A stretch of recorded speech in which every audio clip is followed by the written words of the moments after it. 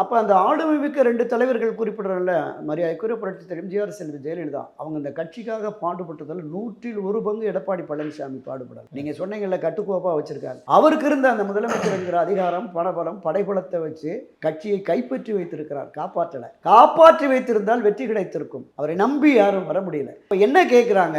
2 பெரும் தலைவர்கள் அவங்க கட்சிக்காக பாடுபட்டவங்க.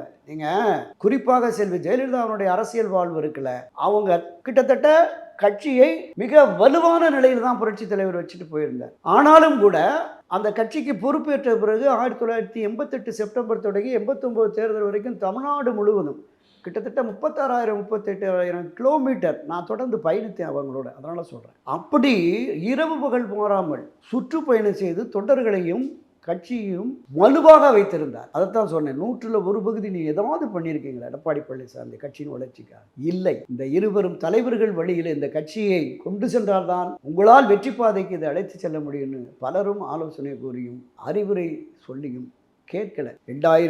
இன்றைக்கு எழுதி வச்சுங்க, 2026 தேர்தலில் மிக மோசமான தோல்வியை தழுவுகிற பொழுது திரு எடப்பாடி பழனிசாமிக்கு எதிராக கட்சியின் அடிப்படை தொண்டர்களிலிருந்து நிர்வாகிகள் ஒரு போர்க்குரலை எழுப்புவார்கள்.